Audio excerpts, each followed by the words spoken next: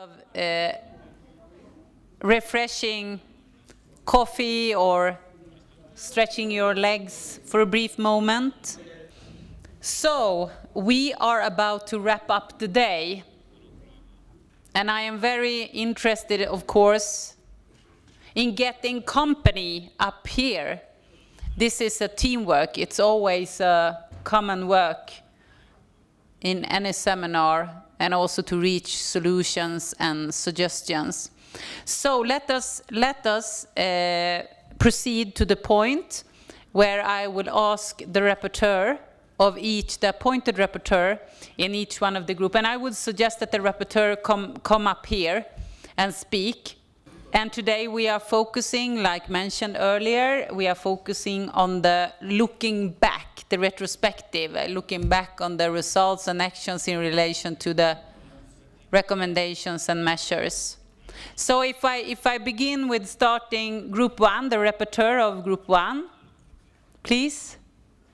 Group 1, Ms. Emmanuel has designed you numbers of the groups. So you are Group 1? I mean, you can sit there if you want, but I would be delighted to have company. You can do that, of course, of course. Okay, I should give the name of the people in my group, or what do I do? What am I supposed to do? Group 1, should I give the name of the people, or just read? I just read. Okay, plan d'action parlementaire et les actions liées à la sensibilisation. Première, enfin, nous allons parler sur partage d'expérience de nos pays et régions. En premier lieu, nous allons parler de la sensibilisation. Donc, au niveau de la sensibilisation, on a eu des séminaires de renforcement des capacités des parlementaires et membres de commissions, des parlementaires membres de commissions techniques sur l'ODD 16, l'ODD 5, l'UNPOA et le TCA. Il y a eu des rencontres périodiques des parties prenantes au niveau national, sous-régional et international. Il y a eu également poursuite de la sensibilisation au niveau de la population. Par exemple, au Cap-Vert, il y a eu ce qu'ils ont appelé Open Day avec le président de la République et les représentants des groupes de femmes de la résolution 1325, les parlementaires, les membres du gouvernement, les organismes internationaux de paix, sécurité et JAR de l'Afrique de l'Ouest. Il y a eu également un dépôt d'une proposition de loi sur la parité JAR. Toujours dans ce même pays, le réseau des femmes parlementaires a créé un groupe Femmes, Paix et Sécurité. Un autre exemple, en Côte d'Ivoire, l'Assemblée nationale a voté la loi sur la parité JAR qui se trouve actuellement au niveau du Sénat pour adoption. Aux Comores, il y a eu un dépôt également d'une proposition de loi sur la parité JAR. Au Cameroun, par exemple, cette parité est exercée depuis 2013, où nous avons que pour qu'il y ait dans chaque circonscription, s'il y a trois parlementaires, au moins une femme, il y aura au moins une femme. Donc c'est ça qui a permis qu'actuellement il y a 56 femmes au niveau de l'Assemblée nationale du Cameroun. Sur le plan défi, nous avons le défi de collaboration entre l'exécutif et le Parlement. Donc c'est toujours un problème entre l'exécutif et le Parlement. Dans certains pays, par exemple, les ministres ne viennent même pas aux questions orales. Il y a également le défi budgétaire pour les missions de sensibilisation et de formation sur le terrain. Il y a le défi de gestion des médias sociaux. Et il y a le non-suivi de législation et règlements sur le terrain. Sur le plan maintenant opportunité, nous avons l'opportunité de pouvoir législatif. Ça veut dire que, bien que ce soit difficile, nous pouvons proposer des lois pour améliorer les choses. Nous avons également l'opportunité de proximité avec les populations, dont nous pouvons plus facilement avoir accès et sensibiliser la population. Nous avons également le coût moins cher de l'Internet maintenant, et qu'avec une bonne utilisation des médias sociaux, nous pouvons faire un meilleur travail. Merci. Thank you. Thank you very much, Honourable Rapporteur in Group Number 1 and all Honourable Parliamentarians in Group Number 1. These were very interesting, concrete examples that you mentioned also below the first question on the sensitization initiatives, for example, the open days and so on and so forth. Thank you so much for that. Because as mentioned, this first working session is focused on retrospective and looking at what actions and measures have been taken the recent year. So without further ado, I would like to proceed to group number 2. Group number 2, please. Merci. Nous n'avons pas procédé comme le premier groupe en allant sur faire le point, les défis, les opportunités. Nous avons essayé de prendre en fonction des 3 critères qui ont été énoncés. Par exemple, pour le premier critère en matière de législation. Pour la législation, nous avons, dans l'ensemble de nos pays, les participants du groupe 2, tous les différents pays ont ratifié le traité sur le commerce des armes, que ce soit le Burkina, le Mali, le Niger, le Sénégal et le Tchad. Nous avons aussi des structures de suivi de la mise en œuvre qui sont rattachées au plus haut niveau, soit la présidence, soit au niveau de la primature. Et des fois, c'est 2 entités. Il y a la commission nationale et il y a une structure technique qui fait le travail sur le terrain. Il y a aussi des ratifications des textes au niveau des conventions au niveau de la CEDEAO et de la CEMAG. Nous avons aussi procédé dans la plupart de nos pays à la révision du code pénal pour prendre en compte les différents aspects qui sont soulevés par l'actualité, et juste ces questions-là aussi. Actuellement, un atelier se tient à Lomé pour prendre en compte l'incorporation des lois internationales. Nous avons la préservation des textes existants. Vous avez parlé en termes de... Nous avons pris point par point pour essayer de répondre aux différentes questions. Par exemple, dans notre pays, nous avons des textes qui sont obligatoires. D'abord, il est obligatoire qu'on ait un permis, par exemple, de port d'armes, une autorisation de port d'armes. Donc, il y a des textes qui existent préalablement. Et ces textes-là doivent être préservés, même en prenant en compte les nouvelles législations qui vont être prises. Nous avons les différentes rencontres entre les pays. Donc, il y a au niveau de la CEMAG, les différentes régionales, au niveau du G5 Sahel, au niveau de la CEDEAO, pour parler de la coopération, de la collaboration entre les différents acteurs. Nous avons, au niveau des pays, nous sommes dans l'entente de la loi type du pape, parce qu'on a parlé d'uniformisation de la réglementation. Donc, il faut que la loi type sorte d'ici pour que nos pays puissent les adopter et les approprier au niveau national. Et nous constatons donc une nette amélioration de la situation des conditions de la femme. Dans certains pays comme le Sénégal, nous avons carrément la parité. Et dans d'autres pays, nous avons le quota avec 30%. Donc, avec les ODD, nous assistons vraiment à une amélioration de la situation et des conditions des femmes au niveau décisionnel. Le deuxième volet, c'est la sensibilisation. Donc, pour parler de cette sensibilisation, il y a un travail qui est en cours avec les commissions sur les ODD au niveau des différentes assemblées nationales. Nous avons constaté que dans la plupart de nos États, il y a une commission spéciale qui est créée, dédiée exclusivement aux ODD et qui font le travail sur ces volets-là, en termes d'information, en termes de communication, en termes de sensibilisation. Donc cette sensibilisation se fait à travers les restitutions pour que la population, dans sa grande majorité, puisse être au courant au moment où on va sur le terrain pour essayer d'expliquer les textes qui ont été adoptés au niveau de l'Assemblée nationale. Nous en profitons aussi pour faire de la sensibilisation au contact des populations directement. Maintenant, les outils pour pouvoir établir le pont avec les institutions gouvernementales. Nous avons parlé des questions d'actualité, nous avons parlé des questions orales, des interpellations qui nous permettent d'appeler ou de nous informer directement auprès de l'exécutif par rapport aux questions sur les ODD. Pour ce qui concerne les procédures, Président, la loi d'amnistie, pour permettre aux personnes impliquées dans le commerce des armes de déposer les armes, Il y a, dans certains pays comme la Côte d'Ivoire, je pense qu'ils ont adopté la loi d'amnistie. Chez nous, au Mali, nous avons pris une loi qui s'appelle la loi d'entente nationale, qui permet aux détenteurs d'armes actuellement de pouvoir venir tranquillement déposer les armes sans être inquiétés. Ça pose même quelques soucis et dans d'autres pays, il y a différentes formes de solutions qui permettent à ces détenteurs d'armes-là de venir les déposer sans être inquiétés auprès de l'exécutif. Et nous avons constaté quand même une insuffisance dans la communication sur les ODD au niveau de nos différents pays. Parce que quand on est à un certain niveau, autant on fait les séminaires, on fait les rencontres, on fait les ateliers, mais quand on prend la peine de descendre en ville, de faire par exemple un micro-trottoir, d'aller dans les villages, de demander aux populations c'est quoi les ODD, il y aura beaucoup de surprises parce qu'il y a beaucoup de monde qui ne sauront pas exactement de quoi nous voulons parler.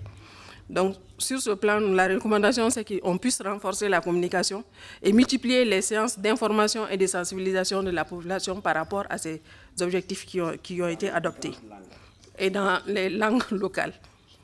Le troisième point, c'est la surveillance. Alors, pour la surveillance, nous avons pensé que le travail de l'action gouvernementale est un outil approprié pour surveiller de près tout ce qui se prend comme décision et tout ce qui existe comme mesure. Il y a aussi l'existence des différentes commissions dans nos assemblées. Nous avons par exemple des commissions thématiques qui sont liées à des questions précises. Ces commissions-là permettent, par exemple, de faire des enquêtes parlementaires, de mettre en place des commissions ad hoc, de créer des commissions d'information par rapport à des thématiques bien précises.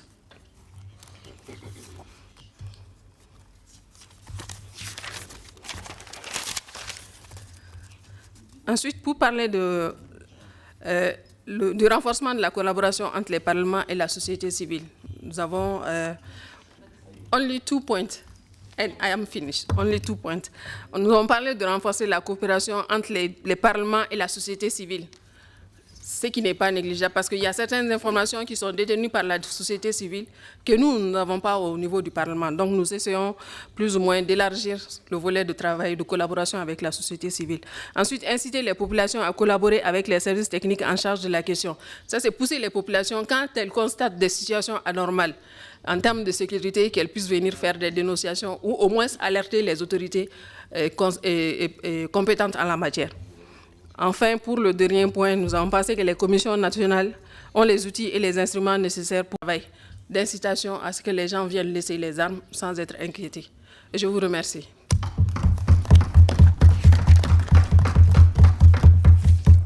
Thank you very much, Honourable Parliamentarian Rapporteur in Group Number 2, and thank you all members in Group Number 2. Then, without further ado, I would like to proceed to Group Number 3 then. Thank you very much. In our group, we had English, and represented by Uganda, Kenya, Tanzania, Zimbabwe, and Rwanda. Regarding the actions taken on awareness, legislation, and oversight. Under awareness, pursue sensitization on the SDG 16 and UNPOA and ATTA among fellow parliamentarians. This was only done in Zimbabwe. And then pursue sensitization on SDG 16, UNPOA, and ATA among the population, also done in Zimbabwe. Table question in Parliament to relevant government institutions, also done in Zimbabwe. Raise motion on the topic in relation to the relevant instruments, was also done in Zimbabwe. Promote, support amnesty initiatives. This was done in Tanzania and Uganda, where people who surrender were given kind of amnesty initiative, resettlement package. Although the procedure would take some time to discourage others from practicing, but at least they got that kind of initiative. Approach media coherently to highlight SDG 16, UNPOA, and ATTA was also done in Zimbabwe. Maintain interaction with the population at grassroots level in coordination with peacekeeping forces. In the whole region, this was not done. On legislation, ensure that relevant treaties and instruments related to the topic of small arms and light weapon control are signed by government. All the countries in the Eastern African region, especially the ones I mentioned, they only voted for this, but they never signed it. They only voted. ensure ratification and domestication of relevant treaties and instruments related to the topic. This was not done anywhere. Ensure relevant national legislation initiatives are taken, including protection of civilians. This was done in Uganda, Kenya, Rwanda, Tanzania, and Zimbabwe. Support harmonization efforts of relevant legislation at African level. It was done in all the countries I've mentioned. Ensure criminal laws safeguarding the well-being and protection of civilians. It was done in all the countries. Ensure strengthening of regional legislation related to the topic. There are no regional legislation like in the Eastern African region related to the topic. Guarantee the domestication of regional and international laws. Uganda and Kenya did this. Safeguard the implementation of existing legislation. We thought that was redundant. Promote cooperation between countries. All countries are cooperating over this. Promote the introduction and approval of model law in collaboration with the Pan-African Parliament. This was also not done. Include the gender equality perspective consistently. Yes, gender equality is being treated under the SDG 5 in most of these countries, but not specifically relating to small arms and light weapons. So that needs some strengthening. On oversight, ensure implementation of relevant legislation on the topic. Maximize the oversight of the government by relevant parliamentary committees. We thought this was very relevant, bullet 2, and it is done. Tanzania, Uganda, Kenya, Zimbabwe, and Rwanda. Periodic review of relevant legislation covered already under the bullet 2. Encourage oversight by the parliament covered under bullet 2. Encourage oversight by civil society. Yeah, all countries are encouraging participation of civil society, though it has a lot of sensitivity because there is limited transparency as far as arms, small arms and light weapons, but at least civil society are involved. Empower the role of population as whistleblowers regarding the illicit flow and use of small arms and light weapons. All countries are doing this. Encourage the population to voluntarily surrender. This all of the countries are doing, including like Uganda. There are people being encouraged to surrender. Ensure adequate operation and function of the small arms light weapon commissions. Most of these countries don't have the commissions. Actually, all of them, they don't have the commissions. Regarding the challenges faced, number 1 was the limited resources to address this.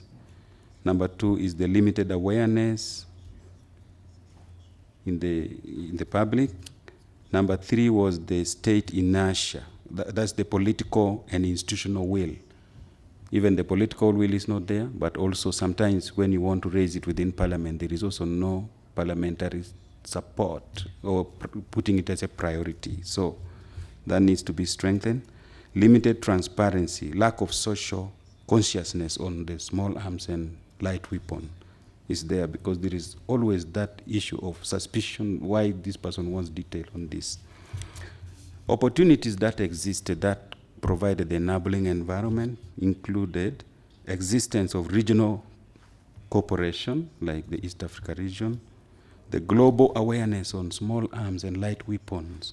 That was a big opportunity because it's already known. The functional initiatives, like having the focal points in all these countries, having draft legislations, all those provided an environment to enable these activities to be carried out. I think that was the position of Group English 3.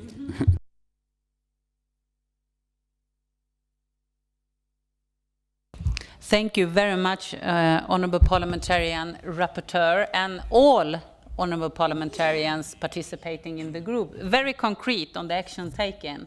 And I kindly remind all of you, as mentioned in the beginning, to hand over the you're concluding your documentation to Ms. Emmanuel, because this will form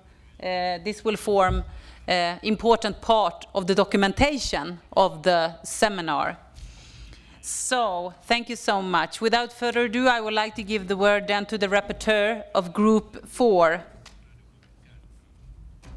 And of course, if you have noted, I saw that some of the groups noted on laptops, then you just send the document to you have Miss Emanuel's Texiel's email, so just email it to her. But if you have it handwritten, you can hand it over, of course.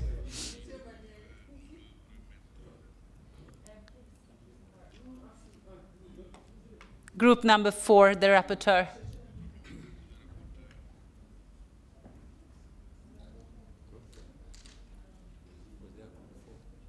I don't know the group. Miss Emanuel knows.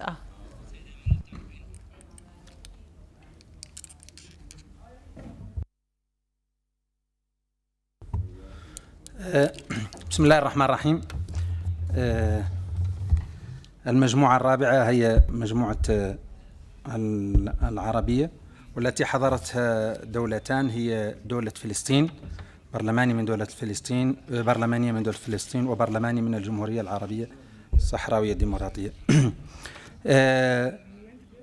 بخصوص السؤال الأول، فإن المتعلق بدولة فلسطين، فقد صادق دولة فلسطين على اتفاقية الاتجار بالأسلحة، وهناك التزام لدى دولة فلسطين بأهداف التنمية المستدامة، لا سيما الهدف رقم 16.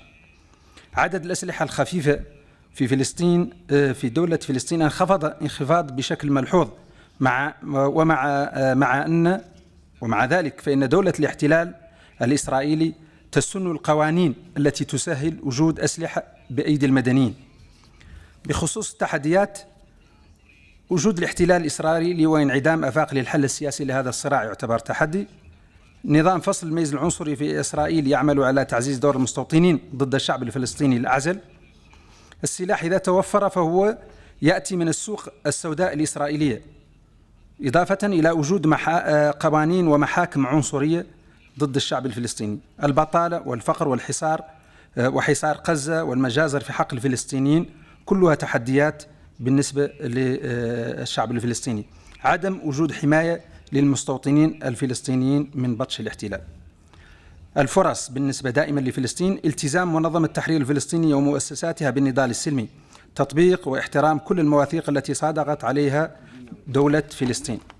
فيما يتعلق بالجمهورية العربية الصحراوية الديمقراطية، فبخصوص نقطة التحفيز، فإن يمكننا أن نذكر تبادل التجارب وإرسال مجموعات برلمانية إلى دول مثل الجزائر وإسبانيا للقيام بدورات تكوين وتربصات.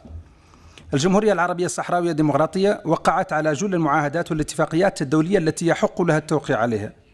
التزام تام من طرف الجمهورية العربية الصحراوية بأهداف الأمم المتحدة المتعلقة بالتنمية المستدامة، ولا سيما المادة 16. بخصوص التحديات: احتلال المملكة المغربية لأجزاء من الصحراء الغربية واستمرار النزاع هناك يعد من أكبر التحديات. في المنطقة كذلك هناك تهريب المخدرات وارتباطه بالإرهاب وبيع الأسلحة يعتبر كذلك تحدي ثاني. أما بخصوص الفرص، فتبني بالنسبة للجمهورية الصحراوية تبني ضرورة الحلول السلمية قبل اللجوء للعنف تعتبر ثقافة لدى العنصر الصحراوي، وهذه تعتبر فرصة. إحكام ثانيا، فإنها رغم أنها منطقة نزاع ولكن لا توجد أسلحة بين المدنيين نهائيا، وهناك سيطرة تامة في هذا الموضوع، وهذا نعتبره من الفرص. كذلك إحكام الشراكة مع دول الجوار خاصة الجزائر وموريتانيا في مكافحة تهريب المخدرات والجريمة المنظمة. بخصوص التحديات الإقليمية، فإن هناك ملاحظة أن معظم الدول العربية لم توقع على اتفاقية ATT، لأن الدول التي صادقت على الاتفاقية تعتبر ملزمة بتطبيقها، بينما الدول التي لم توقع عليها لا تطبق عليها نهائيا بنفس الشروط، مما يعفيها من أي مساءلة. فعدم إلزامية الاتفاقيات الدولية يعتبر هاجس أمام الدول العربية. والمثال على ذلك لأنه كما حدث في العراق التي صوتت على اتفاقية أو وقعت على اتفاقية منع انتشار الأسلحة النووية، قد اتخذتها الدول الغربية ذريعة للعدوان على العراق، والتي أظهرت في الأخير أنها لا تمتلك تلك الأسلحة. وبالتالي التوقيع الكثير من الدول العربية يعتبر التوقيع على هذه الاتفاقيات لا يوقع عليها خوفا من المساءلة والمتابعة في هذا الخصوص. وشكرا. Thank you very much, Honourable Parliamentarian, being the rapporteur of group number 4, and thank you all honorable parliamentarians contributing to the work of group number 4. Let's see now, please update me. Is it the 5th group, right? No, because it was merged. Yeah. Very good. Yeah, exactly.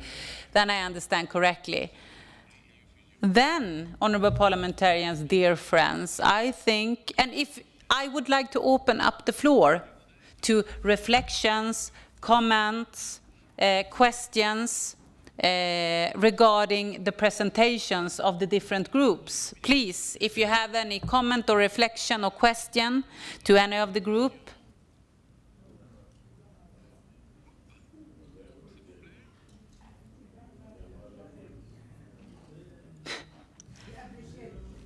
Yeah.